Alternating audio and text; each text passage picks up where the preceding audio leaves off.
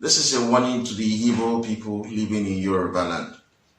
We're giving you a 48 hours ultimatum from today, Friday, 23rd of October 2020, until Sunday, 25th of October 2020, to leave Yoruba land.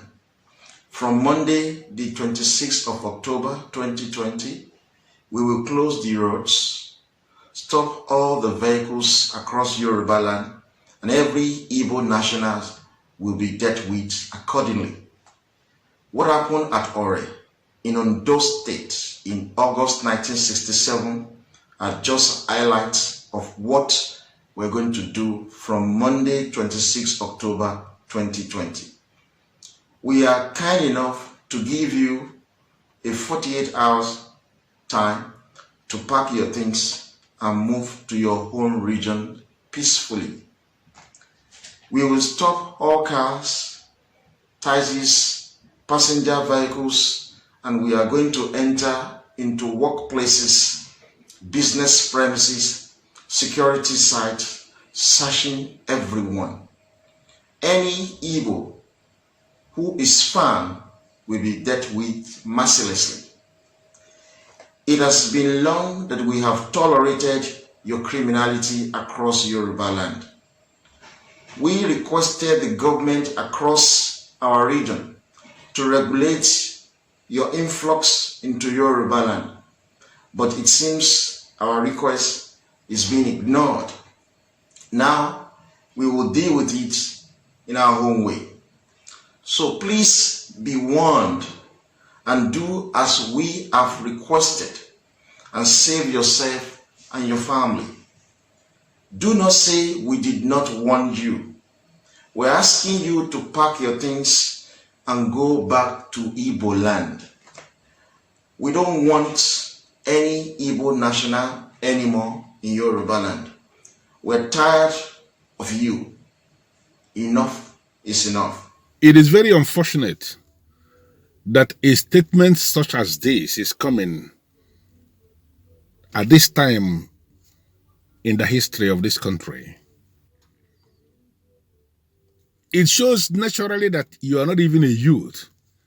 You are part of the problem of Nigeria caught in the body of the youth. And the time is ripe for you to begin to have a rethink. That old Nigeria that you are trying to present has died long time ago. The youth of Nigeria have moved on. Is it not unfortunate that barely few days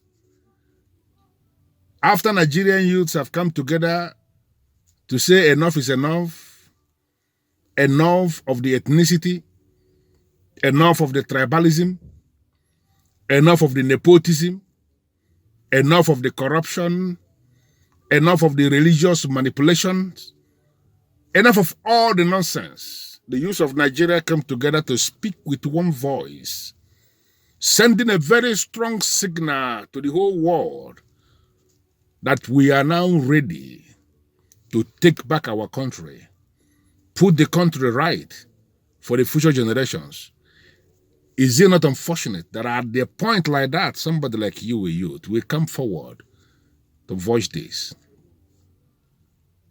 I have been in contact with several of my friends, my partners, who are Yorubas, very learned gentlemen and women.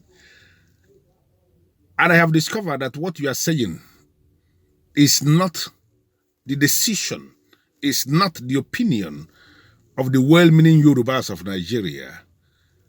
And I don't know where you are coming from. We should be singing the song of peace. We should be singing the song of unity. We should be singing the song of progress. We are talking of how we are going to get rid of 1999 Constitution, which is a fraud. A document created simply to put Nigeria back. A document that cannot guarantee any level of development. That is the problem of Nigeria, and the youth of Nigeria have come together to say enough is enough. That is the time when a supposed youth is issuing a baseless statement such as yours. Let us understand one thing.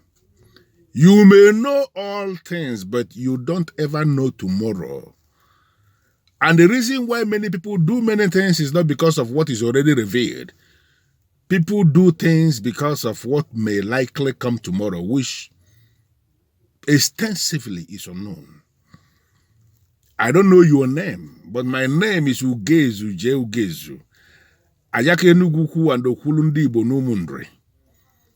I am not the speaker of Igbos by political appointment.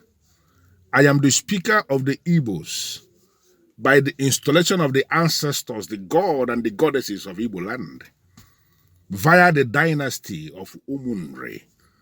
When I speak to you from the deepest part of my heart. Shun this bigotry. Shun the wickedness. Let us think forward.